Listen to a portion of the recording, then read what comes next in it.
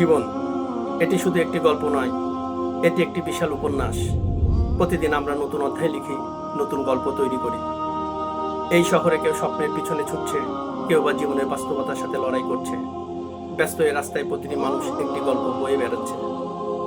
এই মাঠে প্রতিদিন সূর্য ওঠার সাথে সাথে শুরু হয় এক নতুন যুদ্ধ। কৃষকের হাতে গড়া এই ফসল আমাদের বাঁচিয়ে রাখে, দেশের ভবিষ্যৎ গড়ে তোলে।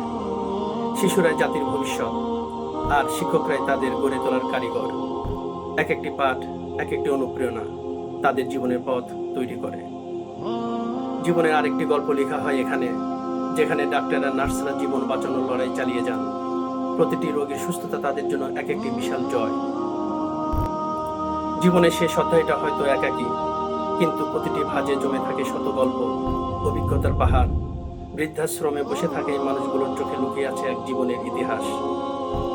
রাতের আকাশের তারা আমাদের চোখে স্বপ্ন হয়ে ঝলসে ওঠে। কেউ তারার দিকে তাকিয়ে আশা করে, কেউ বা ভাবে এ জীবন কি আসলে আমাদের নিয়ন্ত্রণে? এমন হাজারো গল্প আমাদের জীবনের প্রতিশ্রুতি।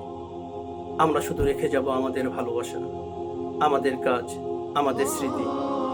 জীবন কেবল একটা গল্প নয়, এটি আমাদের তৈরি করা এক মহাকাব্য। আবার দেখা হবে অন্য কোথাও, অন্য কোনো গল্প নিয়ে। আল্লাহ হাফেজ।